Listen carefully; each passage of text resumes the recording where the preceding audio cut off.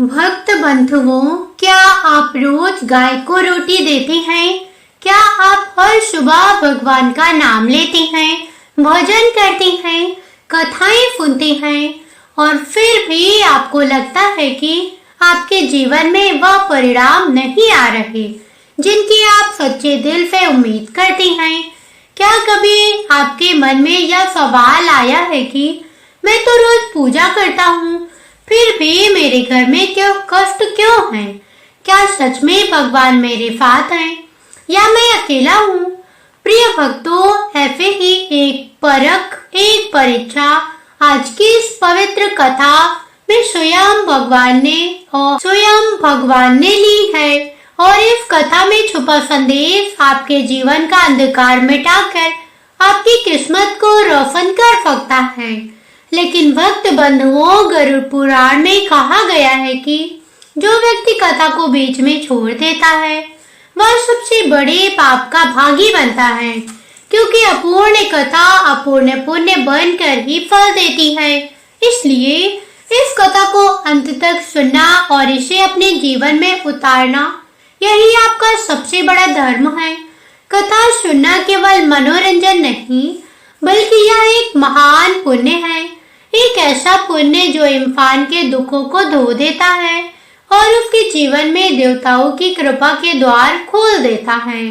याद रखना प्रिय भक्तों, आज की इस कथा का धन आपको तुरंत नहीं मिलेगा, लेकिन इसका पुण्य, इसका आशीर्वाद थोड़ा थोड़ा करके, पल पल करके आपके जीवन में जुड़ता रहेगा और जब समय आएगा यही पुण्य आपके लिए सबसे बड़ा सहारा बनेगा। तो चलिए पूर्ण श्रद्धा के साथ इस दिव्य कथा में प्रवेश करती हैं। गांव की सुबह हमेशा की तरह शांत थी, लेकिन उस शांति के भीतर एक अजीब सी पवित्रता छिपी रहती थी। उस पवित्रता को सबसे गहराई से महसूस करती थी अंजलि, एक साधारण परंतु सच्चे दिल वाली शिव भक्त।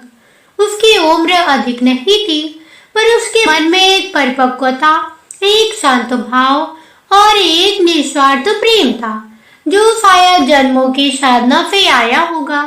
हर सुबह जैसे ही गांव के कच्चे घरों के पीछे से सूरज की हल्की किरणें झांकती, अंजलि की आंखें अपने आप खुल जाती। वो चौंक कर नहीं उठती थी, जैसे कोई भीतर से उसे धीरे धीरे जगाता हो। उठ मेरी बच्ची, भक्ति का समय हो गया है। यह आवाज अंजलि ने कभी नहीं सुनी थी, पर महसूस हमेशा करती थी। शायद यही उसकी भावना उसे भगवान शिव के ओर निकट ले जाती थी। वह उठकर सबसे पहले आंगन में पानी का लोटा छिड़कती, थोड़ी मिट्टी लेकर द्वार साफ करती, फिर स्नान के लिए कुएं की ओर चल देती। रास्ते में कई लोग उसे देखकर मुस्कुरा देते। लो अंजलि फिर सवेरे सवेरे जाग गई। यह लड़की ना भगवान से पहले उठ जाती है, वह बस हल्की से मुस्कान देती और आगे बढ़ जाती। उसके लिए यह बातें प्रशंसा नहीं बल्कि जिम्मेदारी बन जाती थी। उसे लगता था कि उसकी भक्ति उसकी अपनी नहीं, किसी अदृश्य शक्ति की देन है। स्नान के बाद वह अपने भीगे बाल पोछा करती, साफ साड़ी पहनती और हाथ में पूजा की थाली ले जाती। थाली में बस 2 चावल के दाने, एक फूल, थोड़ा फजल और दिन भर श्रद्धा होती। गांव के लोग अक्सर कहते, अंजलि पूजा में कुछ और भी ले जाया कर, या क्या रोज बस 2 दाने और एक फूल। लेकिन अंजलि मुस्कुराकर कह देती, बाबा को दिखावा नहीं, दिल चाहिए, और वह तो पूरा ले जाती है। मंदिर का रास्ता बहुत लंबा नहीं था, लेकिन वह रास्ता अंजलि के लिए किसी तीर्थ से कम नहीं था। पेड़ों से गिरती ओस, मिट्टी की महक और कोयल की आवाज सब मिलकर जैसे उसके कदमों को आशीर्वाद देते जाते। मंदिर पर पहुंचते ही वह सबसे पहले चौखट छूती, फिर शिवलिंग के पास जाकर आंखें बंद कर लेती। वह शिव को कभी अलग देव नहीं मानती थी। उसे लगता था कि जैसे शिवलिंग से एक ऊर्जा निकलकर उसकी आत्मा को छूती है। महादेव, आज फिर मैं आपके चरणों में हूँ। वो फुसफुसाती, वो दिया जलाती, हाथ जोड़कर शांत भाव से मन खोल देती। उसकी प्रार्थनाएं हमेशा खुद के लिए नहीं होती थी, वो दूसरों के लिए मांगती। गांव में बीमार बच्चा ठीक हो जाए, बूढ़ी अम्मा की आंखें ठीक हो जाएं, मजदूर लोगों को काम मिल जाए, किसी के घर में झगड़ा न रहे। यही वजह थी कि गांव वाले भी कहते अंजलि की जुबान में शिव का वास है। पूजा के बाद वह मंदिर के ठीक बाहर पत्थर पर बैठ जाती। वहां रोजाना कुछ बच्चे इकट्ठा होते, जैसे वह उनके आने का इंतजार कर रही हो। वह छोटे छोटे दाने निकाल कर धीरे से फेंकती और उन पक्षियों को तृप्त होते देख उसका चेहरा खिल उठता। कोई चिड़िया उस पर बैठ जाती, कोई उसके पैरों के पास आ जाती और अंजलि कह उठी, देखो यह सब भी तो बाबा के रूप हैं, इन्हें खिलाना भी तो पूजा ही है। वो जब घर लौटी तो रास्ते में आने वाले कुत्ते पहले से ही खड़े होते। उन्हें जब पता होता कि अंजलि आने वाली है, वह बड़े प्यार से कहती, आओ मेरे लाल आओ। फिर उन्हें रोटियां देती, उनके सिर फैलाती और उनकी आंखों में कृतज्ञता देखकर उसे लगता था कि भगवान अपने हर रूप में उसके सामने उपस्थित है। लेकिन इन सबके बीच एक खास प्राणी था, काला बैल। वो किसी का पालतू नहीं था, कोई इसे ठीक से खिलाता नहीं था, पर वह रोज गांव की गलियों में भटकता और अंत में अंजलि के घर के पास ही आकर रुक जाता। वो बैल शांत था, पर उसकी आंखों में एक अजीब सी चमक थी, मानो कोई रहे से छुपा हो। हर दिन अंजलि उसे आने से पहले ही उसके लिए एक रोटी अलग रख देती। वो उसे नंदी कहती और बड़ी श्रद्धा से उसके सिर पर हाथ फेरती। एक दिन जब नंदी नहीं आया तो अंजलि के मन में हल्की बेचैनी हुई। वह सोचने लगी, आज क्यों नहीं आया, कहीं बीमार तो नहीं हो गया। उसका मन खाली होने लगा, जैसे कोई परिवार का सदस्य ना मिला हो। यही वह मौका था जहाँ उसकी भक्ति का असली रंग दिखने वाला था। उसी समय कैलाश पर्वत पर बैठकर शिव और माता पार्वती यह सब देख रहे थे। पार्वती ने मधुर स्वर में कहा, महादेव आपकी यह भक्त कितनी निर्मल है, इसके मन में कितनी करुणा है। शिव मुस्कुराए, हाँ देवी, लेकिन सच्चाई तो तब पता चलती है जब जीवन आसान न रहे। पार्वती ने पूछा, तो क्या आप इसकी परीक्षा लेना चाहते हैं? शिव जी बोले, हाँ, क्योंकि जो प्रेम संकट में भी ना डगमगाए वही सच्चा प्रेम है। जो भक्ति सुख में नहीं बल्कि दुख में भी स्थिर रहे वही भक्ति है। कैलाश पर यह संवाद हो रहा था। धरती पर नियति अपनी दशा बदलने वाली थी और यही मोड़ इस लंबी कथा की शुरुआत पर था। अंजलि को बिल्कुल पता नहीं था कि कैलाश पर उसके जीवन से जुड़ी बातें चल रही हैं। उसे क्या मालूम कि उसके हर कर्म को स्वयं महादेव देख रहे हैं। वह तो अपने सरल मन से बस जीवन जी रही थी, प्रेम, सेवा और भक्ति के सहारे। लेकिन नियति ने जैसे उसके घर की ओर कदम बढ़ा दिए थे। एक दोपहर अचानक उसका पति मोहन खेत से लौटते हुए बहुत थका हुआ सा लगा। उसका चेहरा पीला पड़ गया था, सांस भरी चल रही थी। अंजलि ने देखा तो तुरंत बोली, अरे मोहन, क्या हुआ, तबीयत ठीक है? नहीं लग रही तुम्हारी। मोहन मुश्किल से बोला, शायद धूप लग गई होगी, थोड़ी देर आराम कर लेता हूँ। अंजलि ने उसका माथा छुआ तो वह तप रहा था। उसने तुरंत पानी ला कर दिया, लेकिन रात होते होते मोहन की हालत बिगड़ती गई। बुखार तेज हो गया, शरीर कांपने लगा, पसीना छूटने लगा। अंजलि घबरा गई। उसने मोहन के माथे पर गीला कपड़ा रखा, बार बार पानी पिलाया, लेकिन राहत नहीं मिली। सुबह तक हालत और बिगड़ गई। गांव का वैद्य आया, नाड़ी देखी और बोला, बुखार तो तेज है, 2-3 दिन में ठीक हो जाएगा, बस आराम कराओ। अंजलि ने मन ही मन कहा, हे भोलेनाथ, मेरे मोहन को जल्दी ठीक कर दो। लेकिन वैद्य का कहा सच नहीं हुआ। 2-3 दिन में ठीक ना होना तो दूर, मोहन की हालत और बिगड़ गई। वह बिस्तर से उठ भी नहीं पा रहा था। खाने की इच्छा बिल्कुल खत्म हो गई थी। अब समस्या और बड़ी थी। मोहन रोज की मजदूरी करता था, उसके काम रुकते ही घर की आमदनी बंद हो गई। राशन के डिब्बे खाली होने लगे, दाल कम पड़ने लगी, आटा खत्म होने लगा। कई बार अंजलि खुद भूखी रहकर बाकी परिवार को खिला देती, लेकिन चेहरे पर मुस्कान बनाए रखती। मोहन को कभी कभी लगता, अंजलि तुम परेशान हो रही हो, मेरा इलाज बहुत महंगा पड़ेगा, पैसों का क्या करोगी? अंजलि मुस्कुराती, मोहन चिंता मत करो, जब शिव है तो फिर डर क्या, तुम बस ठीक हो जाओ, बाकी सब मैं संभाल लूंगी। कभी कभी मोहन के मन में अपराध बोध आ जाता, कहीं मेरी वजह से तुम पर बोझ तो नहीं बढ़ गया। अंजलि गंभीर होकर कहती, तुम बोझ नहीं हो मोहन, तुम मेरे जीवन का आधा हिस्सा हो और आधे हिस्से को कभी बोझ नहीं कहा जाता। कई बार ऐसा लगता था कि आज भोजन कैसे बनेगा, लेकिन अंजलि फिर भी बिना गलती के अपने सभी कार्य करती।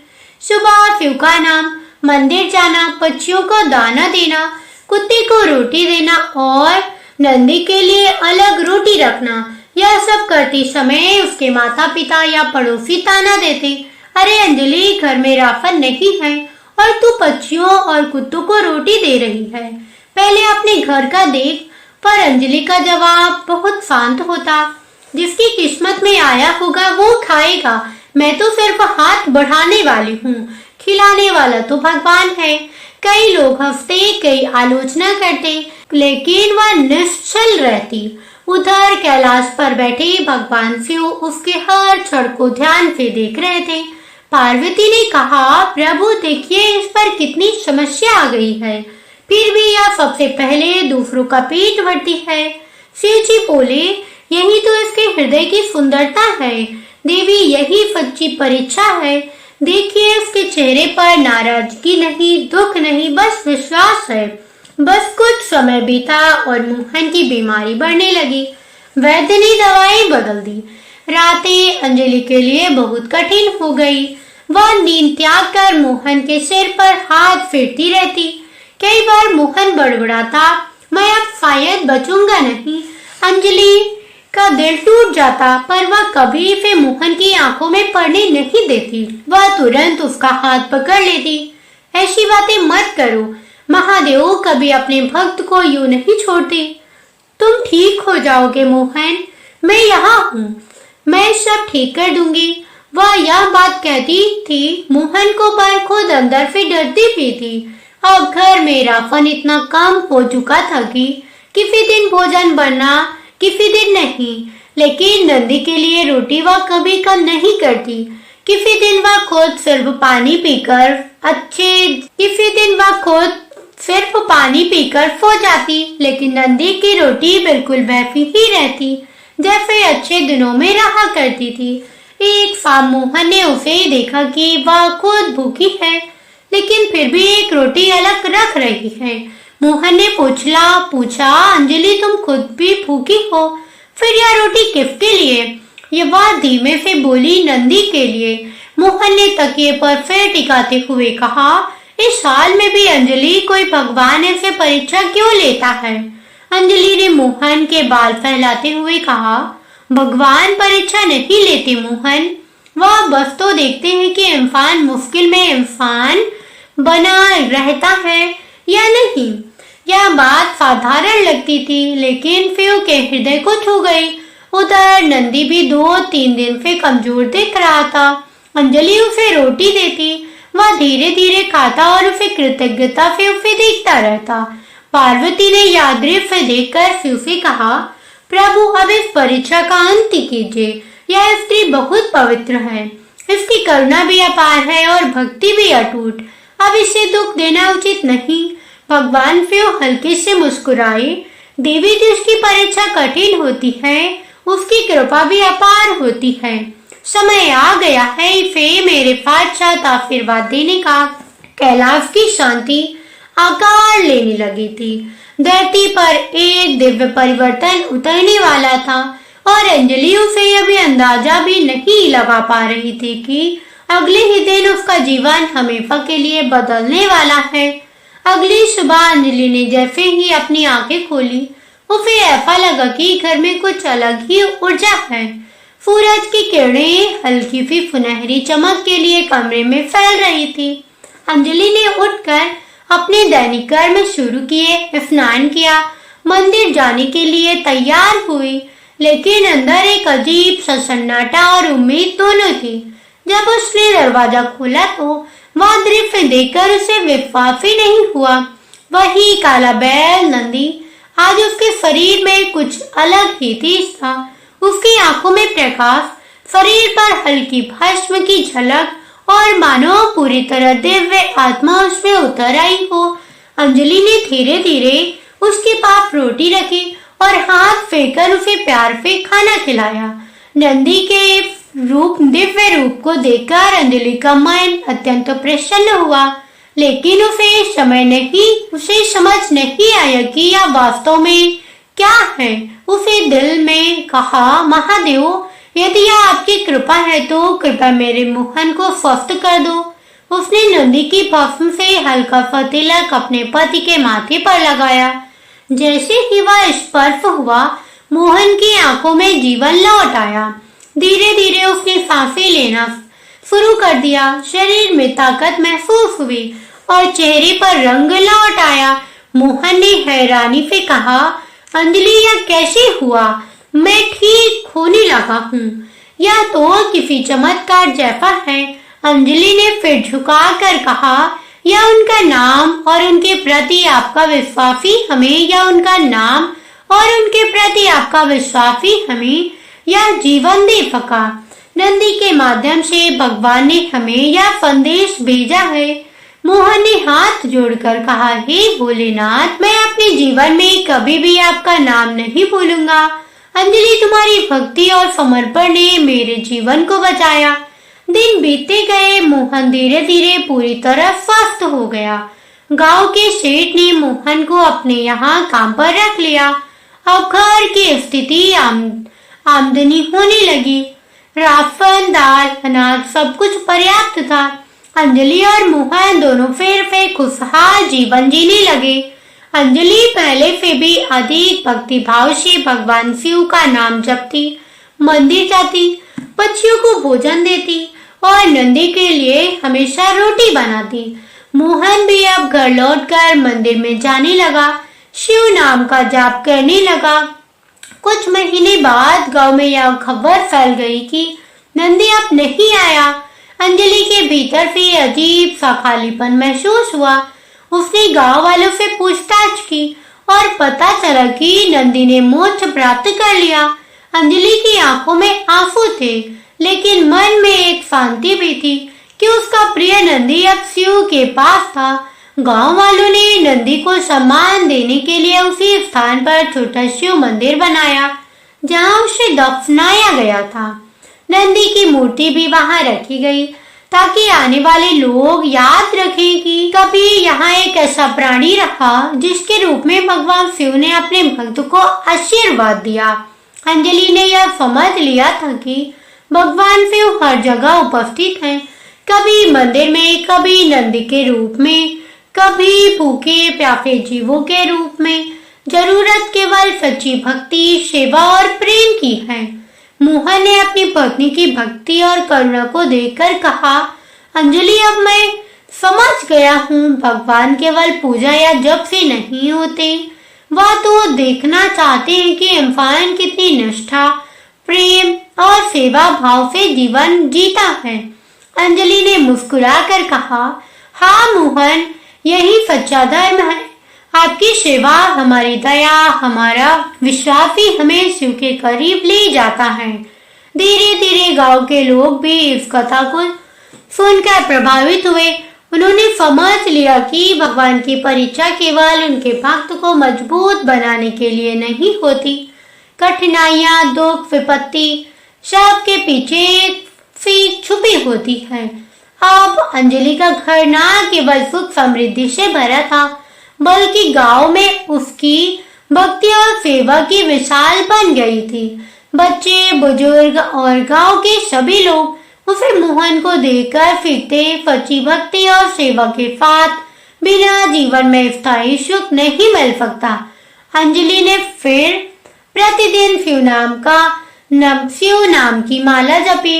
उसकी दिव्य प्रेरित होकर मोहन भी अब नियमित रूप से शिव की पूजा करता, मंदिर जाता और गांव के अन्य लोगों को पास भक्ति कराता और भक्ति का महत्व भी समझाता। गांव में धीरे धीरे यह विश्वास होने लग गया कि भगवान केवल मंदिर के देवता नहीं है, वह हर जीव में है, हर प्राणी में, हर कर्म में मौजूद है। अंजलि की भक्ति और निष्ठा के कारण उसका परिपक्व परिवार सुखी और स्वस्थ समृद्ध था। उनका जीवन यही सीख दे गया कि सच्चा धर्म केवल पूजा या जप में नहीं, बल्कि सेवा, कल्याण, प्रेम के हर कर्म में होता है। जो व्यक्ति सच्चे मन से सेवा करता है, दूसरों के लिए सोचता और भगवान का नाम लेता है, उसका भगवान की कृपा से सुरक्षित और सुख समृद्धि की प्राप्ति होती है। अंत में अंजलि और मोहन अपने घर और गांव में खुशहाल जीवन बिताते रहे, शिव नाम का जाप करते रहे और दूसरों के लिए प्रेरणा बनकर रहते रहे। भक्त बंधुओं, आप सभी का धन्यवाद कि आपने इस पावन कथा को अंत तक सुना। भगवान शिव की यह कथा हमें यह सिखाती है कि भक्ति केवल मंदिरों में नहीं, दिए जलाने से नहीं होती, भक्ति दिल से महसूस होती है। निष्ठा और भक्ति भाव से आपने मेरी यह संपूर्ण कथा सुनी। और हाँ, यदि मेरी कथा पसंद आई हो तो वीडियो को लाइक करना, चैनल को सब्सक्राइब करना, साथ ही अपने मित्रों संबंधियों के साथ शेयर जरूर करना। धन्यवाद।